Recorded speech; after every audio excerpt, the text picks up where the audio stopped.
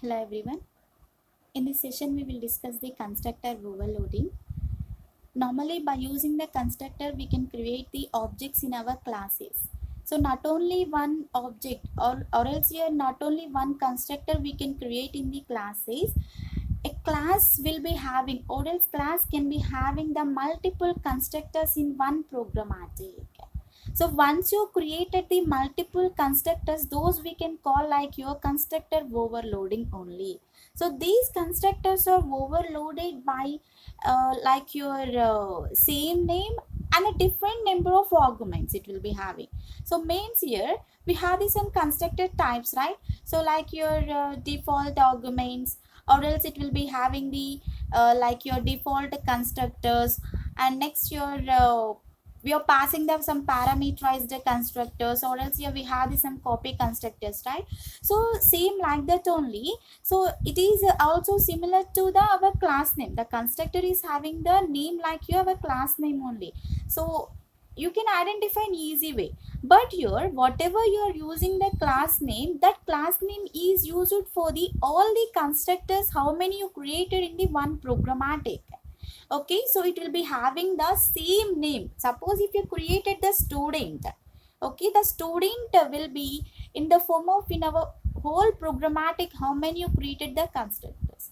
Suppose you created the 10 constructors in one programmatic, those 10 constructors are also having the same name like your our class name. If you created with a student, those 10 constructors will also having the name like your constructor. But how we can identify these or not similar means here with the different number of arguments, or else here with the different number of signatures. It will be having the different number of arguments means, suppose if you are passing the any parameters, it will not have the same time. Means suppose in one time you are passing the int a and the int b, in another argument you are passing the int x, int y, like that here we can identify this is the another constructor. Okay, so like that these are overloaded, and the constructor is called based on the number and the type of arguments or passed. Okay, so how we can call this is the constructor by based on the number. By based on the number means here, so suppose this is a third constructor means here by based on that here we can perform. So how means here, in that we are passing the some arguments. Without the passing of arguments here we cannot identify this is similar to that or not here. And here you can see we have to be pass the arguments while creating the objects only. Whenever you're creating the objects in our classes, in the time only had to be passed the our arguments.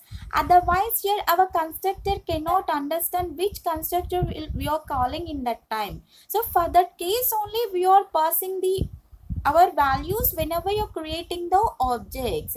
Without the creation of the objects also we cannot do the process also. Okay, so these are all based on the our constructor creation only. And you can see here whatever you have the overloaded constructors, these will be having the same name and the different number of arguments. And once you call the our constructor that is based on the our argument is passed in our programmatic, and we can pass only these arguments where we created the our objects only. Otherwise these will not identify how it will be called. Just see the one simple programmatic how it will be looks like in the constructor overloading. Okay, so just you can see. So here we have the one example, that is the rectangle. Okay, so first here I am writing the class rectangle. Your rectangle is the our class name. Rectangle is the our class name, and here I took the private and the public. These two are the our access specifiers, right? So private and the public or the access specifiers in our classes, right? In this private I took the area, so here I'm finding the area of the rectangle. Here I'm finding the area of the rectangle. In the public I took the your constructors and the destructors or declared in the form of our public only. Okay, so here we declared the rectangle to, so this is a similar to the, okay, this rectangle is similar to the our class name, right? So you can see we can call this is the our constructor now.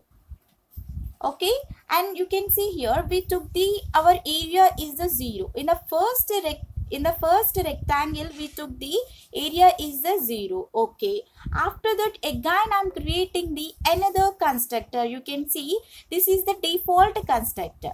Okay, this is the default, means here we are not giving or else we are not passing the any parameters. We can, this is the constructor only, but here which type, means here this is the default constructor. And you can see here we have the rectangle. This is also our constructor, same name like here our class name. In this we pass it the some parameters, int a and the int b, right?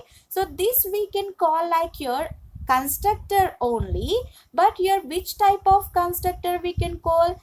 Parameterized. Okay, so parameterized constructor we can call, this is the parameterized constructor. Why? Because here in this we passed the some arguments. This is the default and this here we passed.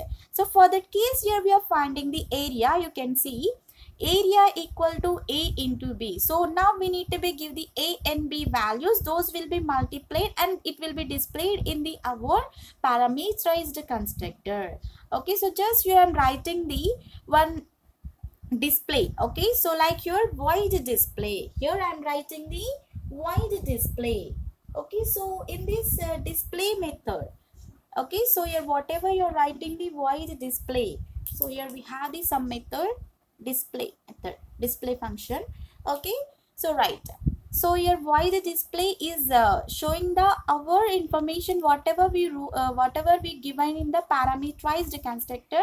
So just you can see here we will have, okay, so in the cout, okay, I'm giving the area whatever you created. Okay, and in the main function directly I'm giving like this rectangle r1. So this r1 is for the first constructor, what we have default constructor, and rectangle r2 what we have parameterized constructor. In that we pass it these some parameters, right? And 2 comma 6. So for the a I'm giving the 2, for the b I'm giving the 6. And next here r1 dot display and the r2 dot display, whatever we given the method. Okay, we given the void display, right? So for that case we created the object with a dot operator. So now it will be gives the output will be like here. Okay, so you can see output what we will get. So whatever we given here, the area is okay, so here we given the first area is like your 0. Once you can check here area 0. Okay, that is the default constructor. And next here we given the area is, okay, and after that in the parameterized constructor we given the a into b. So what we will get here, area is the 12. Area is the 12. You can check that one. So here just you can see nothing is there in this programmatic. You can see what we need to be observed in here. In this constructor, in one programmatic here we created the two constructors at the same time with the same name, right? So here what is the constructor overloading? We can create with the same name of the class name with the multiple times, and also it will be passed the different number of arguments, right? So you can see by using the class name here we created the two constructors in one programmatic, means here we can call this is the constructor overloading only. Okay, thank you for the watching. If you like the video, subscribe to my channel.